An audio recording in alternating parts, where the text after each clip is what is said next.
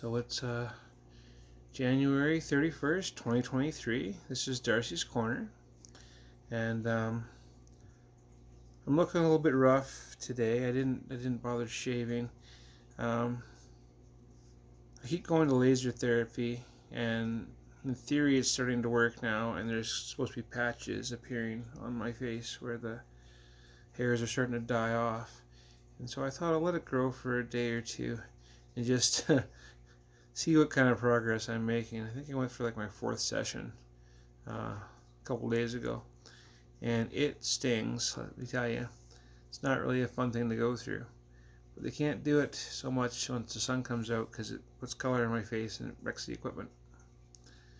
Or equipment will wreck my face if they use it on me anyway. There's been any sun on them, so that's a challenge.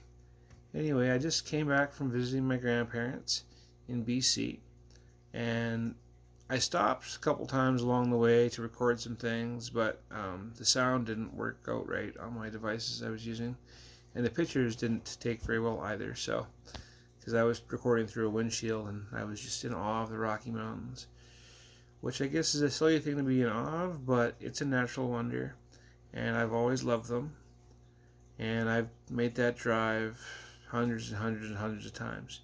And whenever I make it in the daytime, especially if the weather's nice like it was on this trip, there's just something beautiful about the Rockies. And if you have a chance to go and see them and experience them, you really should. It's worth the drive.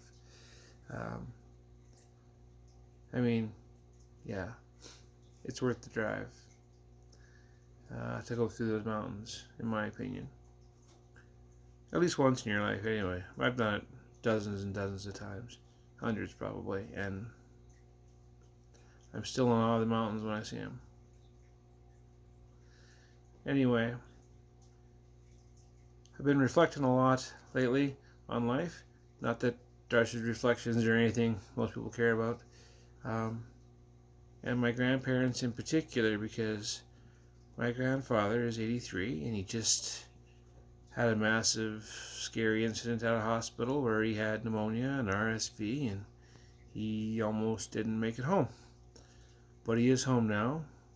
He has an oxygen machine he has to wear around the house everywhere, and he hates it. But he really likes taking it off and just waiting to see how long it takes Grandma to notice he's taking it off so she can yell at him to put it back on. And then he puts it back on, and he tells her, it doesn't matter, it's not doing any good anyways, he doesn't even need it anymore. And then she's like, yes, you do. And then they go back to playing solitaire or watching TV or whatever they're doing.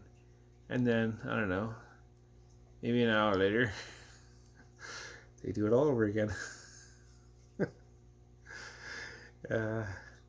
Because they'll go from one room to another and he'll take it off for one reason or another. Sometimes he's sitting on it. Other times he's forgot it in the other room, or it's kind of like a leash he has to take everywhere he goes. And he kind of sees it that way. He doesn't like it at all. But it did bring life back to him, and he was very with it when I was visiting with him, which was great. And before I left, he offered me money, and which I didn't take. And he told me he was glad I was there, and he hopes I come back, and he wants me to bring Connie with me next time I go.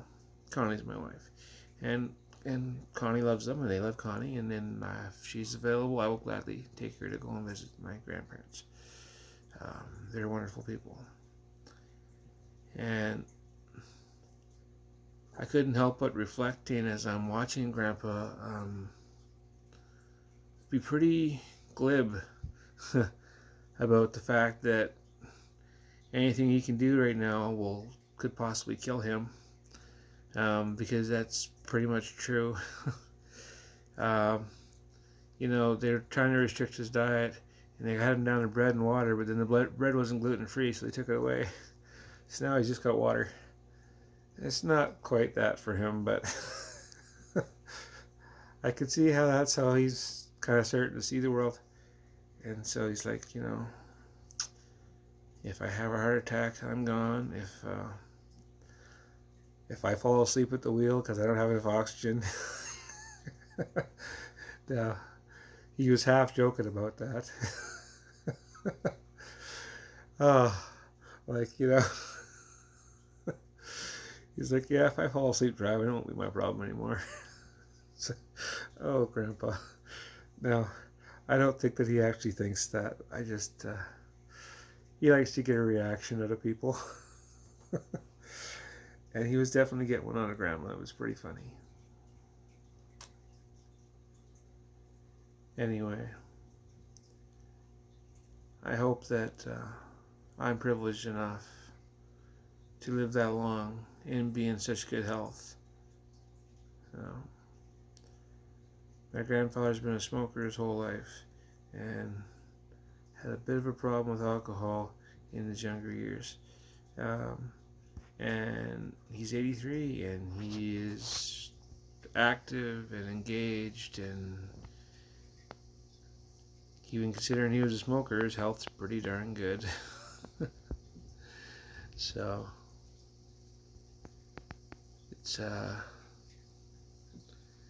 it's been pleasant to see.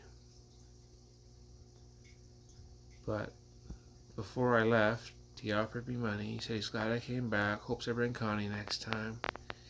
And he said, I hope it works out well for you, whatever you decide to do.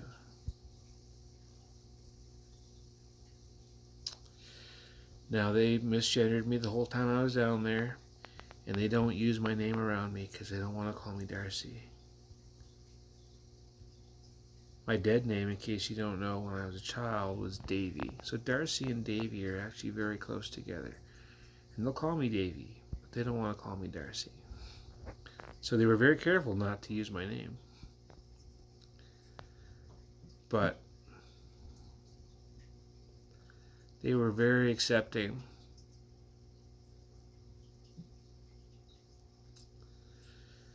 It was hard for me because it might be the last time I ever see them. And they meant a lot to me. They still mean a lot to me. I'm glad that they can accept me. Anyway, Darci's Corner. Peace.